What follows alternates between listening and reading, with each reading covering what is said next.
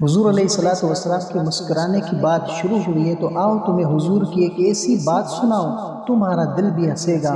آنکھوں سے شاید محبت کے آنسو بھی آئیں گے لیکن دل مسکرائے گا کہ حضور کا کتنا کرم ہے۔ حضرت فضل بن عباس رضی اللہ تعالی عنہ کہتے ہیں کہ جب حضور علیہ الصلوۃ والسلام کو لحد میں اتارا تو میں ان خوش نصیب لوگوں میں سے ہوں جنہوں نے حضور علیہ الصلوۃ والسلام کو لحد میں اتارا۔ کہتے ہیں جب میں نے کفن کی گرہیں کھولی تو میں نے ایک منظر دیکھا، حضور علیہ الصلوۃ والسلام کے لب جو ہے وہ جنبش میں ہے۔ مجھے شوق اور تجسس پیدا ہوا کہ اس موقع پر حضور علیہ الصلوۃ والسلام کیا فرما رہے ہیں۔ کہتے ہیں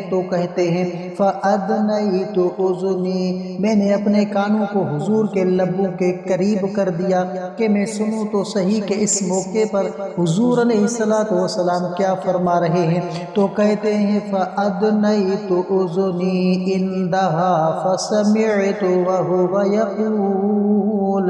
میں نے حضور علیہ الصلوۃ والسلام کو یہ کہتے ہوئے سنا، اللہم اغفر لی امتی، اے اللہ میری امت کو بخش دے۔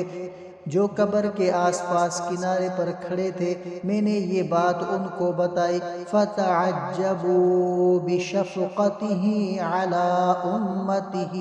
تو سارے حضور علیہ الصلوۃ والسلام کی امت پر شفقت کی وجہ سے تعجب کرنے لگے کہ اتنا جو ہے وہ کریم نبی ساری زندگی ہمارے لیے پتھریلے پتھروں پر پیشانی رکھ کے روتا رہا اور آج قبر میں بھی ہمارا دکھ لے رہا ہے۔